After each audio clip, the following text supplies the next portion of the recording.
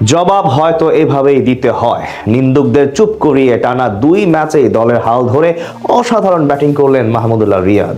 লিটন হৃদয়রা যেখানে ব্যর্থ, সেখানে ব্যাট হাতে আরও একবার নিজেকে প্রমাণ করে বুঝিয়ে দিলেন ফুরিয়ে যাননি তিনি, এখনো যোগ্যতা রাখেন জাতীয় দলে খেলার। রিয়াদের এমন দায়িত্বশীল ব্যাটিং নিয়ে বাকিটা জানবো রিপোর্টে। নিলাম টেবিলে ছিলেন অবিকৃত।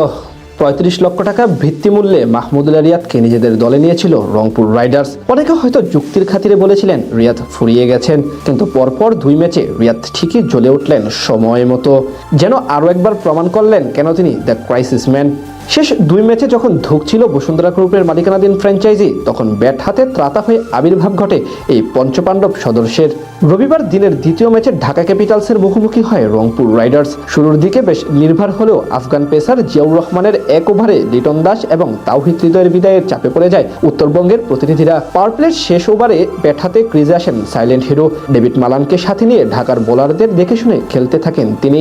প্রথম দিকে শান্ত মেজাজে থাকলেও উইকেটে সেট হয়ে বোলারদের উপর চড়াও হয়ে ওঠেন এই ডানহাতি। সাইফ হাসান এবং তাসকিন আহমেদের 2 ওভারে 28 রান নিয়ে দলকে সুবিধাজনক স্থানে নিয়ে যেতে থাকেন দীর্ঘ 13 বছর ধরে জাতীয় দলের ক্রিকেটের সাথে থাকা এই ডানহাতি ব্যাটার। 18তম ওভারে তাসকিন আহমেদের বলে ক্যাচ আউট হওয়ার আগ পর্যন্ত খেলেছেন 41 বলে 51 রানের একটি মহা গুরুত্বপূর্ণ ইনিংস। আউট হওয়ার পর ড্রেসিং রুমে ফিরে যাওয়ার সময় প্রতিপক্ষের খেলোয়াড়দের অভিবাদন জানানো প্রমাণ করে দেয় কতটা প্রয়োজনীয় ছিল আজকের ইনিংসটি। রিয়াদ এমনই, সবাই যেখানে ফিরে যান তিনি সেখান থেকেই শুরু করেন। নীরবে থাকা এই ডানহাতি লাল সবুজের জার্সিতে 11,000-এর বেশি রান করেও কখনো দলের 3 নম্বর পজিশনে খেলতে চাননি। অধিনায়ক অথবা প্রেম কোনোটাই হয়তো তাকে আকর্ষণ করে না। এত লম্বা ক্যারিয়ারও থেকেছেন ব্যক্তিগত বিতর্কের অনেক ঊর্ধ্বে।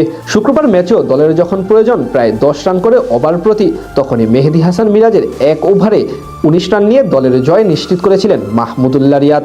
16 বলে 34 রানের এক অনবদ্য মহাকাব্যিক ইনিংস খেলে দলকে জিতিয়ে পান ম্যাচ সেরার তকমা। সবসময় নিজের কাজটা ঠিকমতো করে যান তিনি।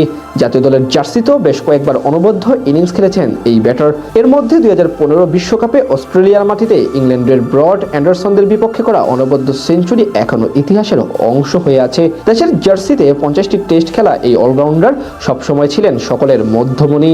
এভাবেই নীরবে তিনি থেকেছেন সবার আড়ালে, কিন্তু কাজ করে গিয়েছেন সবার চেয়ে বেশি। বিপিএল ক্যারিয়ারে 7টি আলাদা ফ্র্যাঞ্চাইজির হয়ে 123 ম্যাচ খেলে করেছেন প্রায় 3000 রান। রবিবার ম্যাচে ঢাকার বিপক্ষে করেছেন 15তম বিপিএল অর্ধশতক। আর এর মাধ্যমেই জয় পেয়েছে তার দল রংপুর রাইডার্স, হয়েছেন ম্যাচ সেরা। রিয়াদ আছেন তার ক্যারিয়ারের পড়ন্ত বেলায়। এই সময়ে এসেও নিজের দায়িত্ব পালনে যেন সর্বোচ্চ দেওয়ার চেষ্টা করেন এই অভিজ্ঞ ক্রিকেটার। ক্যারিয়ারে অনেক উত্থান পতনের সাক্ষী তিনি।